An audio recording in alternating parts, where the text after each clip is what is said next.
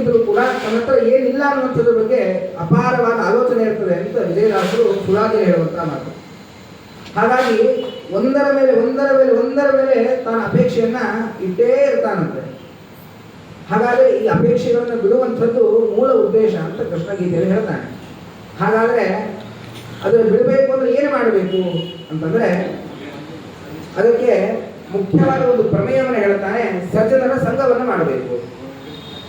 ಸಜ್ಜನರ ಸಂಘವನ್ನು ಹೇಗೆ ಮಾಡೋದು, ಯಾರನ್ನ ಸಜ್ಜನರು ಅಂತ ತೀರ್ಮಾನ ಮಾಡೋದು ಅಂತಂದ್ರೆ ಯತ್ಸದಾಂ ಹಿತಮತ್ಯಂತಂ ಆಚಾರ್ಯ ಹೇಳುವಂತ ಮಾತು. ಶ್ರೀಮದ್ ಆಚಾರ್ಯ ಹೇಳ್ತಾರೆ ಯತ್ಸದಾಂ ಹಿತಮತ್ಯಂತಂ ತತ್ ಸತ್ಯಮಿತಿ ಧೀಯತೆ. ಯಾವುದು ಸಜ್ಜನರಿಗೆ ಅಭಿಪ್ರೇತವಾದದ್ದು ಅದು ಸತ್ಯ. ಹೌದು, ಸಜ್ಜನರು ಅಂದ್ರೆ ಯಾರು ಗೊತ್ತಿಲ್ಲ, ಅದಾದ್ಮೇಲೆ ಯಾವ ಸತ್ಯ ಅಂತ ಗೊತ್ತಿಲ್ಲ, ಯಾವುದು ಧರ್ಮ ಅಂತ ಗೊತ್ತಿಲ್ಲ. ಹಾಗಾದ್ರೆ ಯಾವುದನ್ನು ಆಚರಿಸಬೇಕು, ಯಾರನ್ನ ನಂಬಬೇಕು ಅಂತಂದ್ರೆ ಅದಕ್ಕೆ ಸರಿಯಾದ ಉತ್ತರೂಪೇಣ ಬರುವಂಥವರು ಜ್ಞಾನಿಗಳು.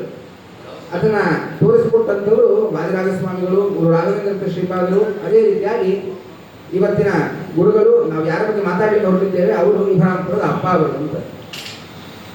ಪ್ರಾಯ ಈ ಹೆಸರನ್ನು ನಾವು ಬಹಳಷ್ಟು ಕಡಿಮೆ ಮಂದಿ ಕೇಳಿರ್ತೀವಿ. ಇಬ್ರಾಹಿಂಪುರದ ಅಪ್ಪ ಅವರು. ಇವರ ಹೆಸರು ಕೃಷ್ಣಾಚಾರ್ಯರು ಅಂತ. ಗುರು ರಾಘವೇಂದ್ರ ಸ್ವಾಮಿಗಳವರ ಅಂತರಂಗ ಭಕ್ತರು. ರಾಯರು ವೃಂದಾವನ ಪ್ರವೇಶವನ್ನು ಮಾಡಿದ ಮೇಲೆ ಸುಮಾರು 150 ವರ್ಷಗಳ ನಂತರ ಈ ವ್ಯಕ್ತಿ ಅವತಾರ ಮಾಡ್ತಾರೆ. ಎಷ್ಟು ಗುರು ರಾಘವೇಂದ್ರ ಸ್ವಾಮಿಗಳವರನ್ನು ಭಕ್ತಿ ಮಾಡ್ತಾ ಇದ್ರು ಅಂತಂದ್ರೆ ಅಪ್ಪ ಅವರು ಹೋಗಿ ರಾಯರ ಮುಂದೆ ನಿಂತುಕೊಂಡು ಪ್ರತಿನಿತ್ಯ ರಾಯರ ಹತ್ರ ಮಾತಾಡ್ತಾ ಇದ್ರು. ರಾಘವೇಂದ್ರ ಸ್ವಾಮಿಗಳು ಅಪ್ಪ ಅವರ ಕರೆದ ಮಾತ್ರಕ್ಕೆ ಇಬ್ರಾಹಿಂಪುರಕ್ಕೆ ಅಂತ ಭಿಕ್ಷೆಗೆ ಬರ್ತಾ ಇದ್ರು. ಅಷ್ಟು ರಾಯರಲ್ಲಿ ಭಕ್ತಿ ಮಾಡ್ತಾ ಇದ್ರು. ನಾವು ರಾಯರಿದ್ದ ಕಡೆ ಹೋಗ್ತೇವೆ, ರಾಯರು ಎಲ್ಲಿದ್ದಾರೋ ಅಲ್ಲಿಂದ ರಾಯರನ್ನ ಅಪ್ಪ ಅವರು ತಮ್ಮನಿಗೆ ಕರೆಸ್ಕೊಳ್ತಾ ಇದ್ರು. ಅಷ್ಟು ರಾಯರಲ್ಲಿ ಭಕ್ತಿ ಮಾಡ್ತಾ ಇದ್ರು. ಇಷ್ಟೆಲ್ಲ ಯಾಕೆ ಸಾಧ್ಯ ಆಯಿತು ಅಂತಂದ್ರೆ ಪ್ರಾಣದೇವರ ಉಪಾಸನೆಯಿಂದ ಸಾಧ್ಯ.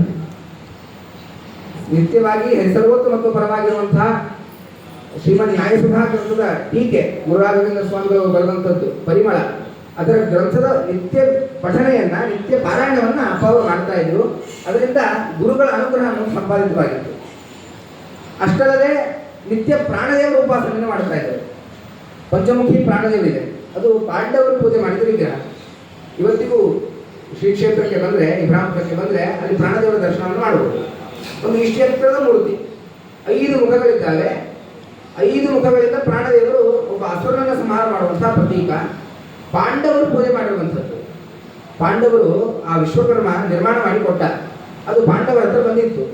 ಪಾಂಡವರು ಆ ವನವಾಸದ ಆ ಪಿರಿಯಡ್ ಏನಿತ್ತು, ಆ ಪಿರಿಯಡಲ್ಲೆಲ್ಲ ಪೂಜೆ ಮಾಡ್ತಾರಂತೆ. ವನವಾಸದ ನಂತರ ಅಜ್ಞಾತವಾಸ, ಪಾಂಡವರು ಅಂತ ಗೊತ್ತಾಗದೆ ವಾಸ ಮಾಡುವಂತಹ ಒಂದು ಸಂದರ್ಭ ಪ್ರಾಣದಲ್ಲಿತ್ತು ಅಂತಾದ್ರೆ ಇವರು ಪಾಂಡವರು ಅಂತ ಗೊತ್ತಾಗುತ್ತೆ ಅನ್ನೋ ಕಾರಣಕ್ಕೆ ವಿಗ್ರಹವನ್ನು ಭೂಮಿಯಲ್ಲಿ ಇಟ್ಟು ಬಿಡ್ತಾರೆ. ಅದು ಅಪ್ಪ ಅವರ ಚಿತ್ತಕ್ಕೆ ಬಂದಾಗ ಅಪ್ಪ ಅವರು ಮೈಸೂರಿನ ಅರಮನೆಯಲ್ಲಿ ಭೂಮಿಯ ಒಳಗಡೆ ಆ ವಿಗ್ರಹವನ್ನು ತಗೊಂಡು ಬರ್ತಾರೆ. ತಂದು ಪ್ರತಿನಿತ್ಯ ಆ ಪ್ರಾಣದೇವರ ಉಪಾಸನೆಯನ್ನ ಇಬ್ರಾಹಿಂಪುರದಲ್ಲಿ ಮಾಡ್ತಾ ಇದ್ರು. ಏತನ್ ಮೂಲಕವಾಗಿ ಅಪ್ಪ ಅವರಿಗೆ ಆ ಸಾಮರ್ಥ್ಯ ಬಂದಿತ್ತು. ಆ ರಾಯರೇ ಹೇಳ್ತಾರೆ, ಭಾಗವತದ ಒಂದು ಕಡೆ ಬರಬೇಕಾದ್ರೆ ಪರಮಾತ್ಮ ಹೇಳುವಂತಹ ಮಾತು, ಯಾರಲ್ಲಿ ಪರಮಾತ್ಮ ಇರ್ತಾನೆ ಅಂತಂದ್ರೆ ಯಾರು ವಿಶೇಷವಾಗಿ ಪ್ರಾಣದೇವರ ಉಪಾಸನೆಯನ್ನು ಮಾಡ್ತಾರೆ ಅವರಲ್ಲಿ ಪರಮಾತ್ಮ ನೆಲೆಸಿರ್ತಾನೆ. ಅಷ್ಟೇ ಇದ್ರೆ ಸಾಕು? ಖಂಡಿತ ಅಲ್ಲ. ಗುರುಗಳ ಅನುಗ್ರಹವೂ ಕೂಡ ಸಂಪಾದಿತವಾಗಿರಬೇಕು. ಈ 2 ಗುರುಗಳ ಅನುಗ್ರಹ, ಮುಖ್ಯ ಪ್ರಾಣದೇವರ ಅನುಗ್ರಹ ಎಲ್ಲಿ ಇರ್ತದೋ ಅಲ್ಲಿ ಪರಮಾತ್ಮ ಸಂಪೂರ್ಣವಾಗಿ ನೆಲೆಸಿರ್ತಾನೆ. ಅದು ಯಾರಲ್ಲಿ ಅಂತಂದ್ರೆ ಇಬ್ರಾಹಿಂಪುರ ಅಪ್ಪ ಅವರಲ್ಲಿ.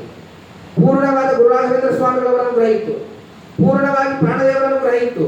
ಹೀಗಾಗಿ ಸಂಪೂರ್ಣವಾಗಿ ಪರಮಾತ್ಮ ಅವರಲ್ಲಿ ಬಂದು ನೆಲೆ ನಿಂತಿದ್ದ. ಅದಕ್ಕೆ ಸಾಕ್ಷಿ ಇವತ್ತಿಗೆ ನಾವು ಅಪ್ಪ ಅವರ ಆ ಕ್ಷೇತ್ರದಲ್ಲಿ ಅಪ್ಪ ಅವರ ತಲೆಯ ಮೇಲ್ಭಾಗದಲ್ಲಿ ಗೋಪಾಲಕೃಷ್ಣನ ಪ್ರತೀಕವನ್ನು ಕಾಣಬಹುದು. ಅಲ್ಲಿ ಕ್ಷೇತ್ರದ ದರ್ಶನಕ್ಕೆ ಬಂದವರಿಗೆ ಗೊತ್ತಿರ್ತದೆ, ಮೇಲ್ಗಡೆ ಸಂತಾನ ಗೋಪಾಲಕೃಷ್ಣ, ಕೆಳಗಡೆ ಅಪ್ಪ ಅವರು. ಎಷ್ಟು ಜನಕ್ಕೆ ಅನುಗ್ರಹ ಮಾಡಬೇಕು ಸಂಪೂರ್ಣವಾಗಿ ಅಪ್ಪ ಅವರು ಮಾಡ್ತಾ ಇದ್ದಾರೆ. ಸಂತಾನಕ್ಕೆ ಅಂತ ಬರ್ತಾರೆ ಅವರೆಲ್ಲರಿಗೆ ಅಪ್ಪ ಅನುಗ್ರಹ ಮಾಡ್ತಾರೆ. ವಿಶೇಷ ಸಂತಾನ ಗೋಪಾಲಕೃಷ್ಣನ ಅನುಗ್ರಹ. ಇದೆಲ್ಲ ಯಾವ ರೀತಿಯಾಗಿ ಪ್ರಾಪ್ತಿ ಆಯಿತು? ಗುರು ರಾಘವೇಂದ್ರ ಸ್ವಾಮಿಗಳ ಪ್ರಾಪ್ತಿ ಆಯಿತು. ಹೀಗೆ ಅಲ್ಲಿ ನಡೆಯುವ ಪ್ರತಿಯೊಂದು ಕಾರ್ಯಗಳನ್ನು ಕೂಡ ರಾಯರು ಅಪ್ಪ ಅವರು ನೆಲೆ ನಿಂತು ತುಂಬಿದ್ದಾರೆ. ಅಲ್ಲಿ ಹೇಳ್ತಾರೆ, ಶ್ರೀ ರಾಘವೇಂದ್ರ ಚಿತ್ತಜ್ಞಂ ಸಾರಮಾತ್ರ ವದಾವಧಂ ದೂರೀಕೃತ ದುರಾಚಾರಂ ಕೃಷ್ಣಾಚಾರ್ಯ ಗುರುಂಭತೆ ಅಂತ. ಅಂದ್ರೆ ರಾಯರ ಮನಸ್ಸಿನಲ್ಲೇ ನಿಂತು ಅದು ಮುಂಚೆ ಅಪ್ಪ ಅವರು ಅರ್ಥ ಮಾಡಿಕೊಂಡು ಅನುಗ್ರಹವನ್ನು ಮಾಡ್ತಾ ಇದ್ರು ಅಂತ. ಈ ರೀತಿಯಾಗಿ ಅಪ್ಪ ಅವರ ಬಗ್ಗೆ ಹೇಳ್ತಾ ಹೋದ್ರೆ ಸಾಕಷ್ಟು ಇದ್ದಾವೆ. ಅಪ್ಪ ಅವರು ನಂದವಾರದ ದೇಸಾಯಿಗೆ 28 ವರ್ಷ ಆದಮೇಲೆ ಪುತ್ರ ಪ್ರಾಪ್ತಿ ಆಗುವಂತಹ ಅನುಗ್ರಹವನ್ನು ಮಾಡ್ತಾರಂತೆ. ಅಷ್ಟಲ್ಲದೆ ಎಷ್ಟೋ ಕಂಬಗಳು ಕೇವಲ ಅಪ್ಪ ಅವರ ಹೆಸರನ್ನ ಬರೆದು ಹಾಕಿದ್ದಕ್ಕೆ ಆ ಕಲ್ಲಿನ ಕಂಬಗಳ ಗೆಲ್ಲುವಂತಹ ಅನುಗ್ರಹವನ್ನು ಮಾಡ್ತಾರೆ. ಹೀಗೆ ಅಪ್ಪ ಅವರ ಬಗ್ಗೆ ಸಾಕಷ್ಟು ಇದೆ. ನಾವೆಲ್ಲ ಅಪ್ಪ ಅವರ ಬಗ್ಗೆ ತಿಳ್ಕೊಳ್ಬೇಕಾಗಿದೆ.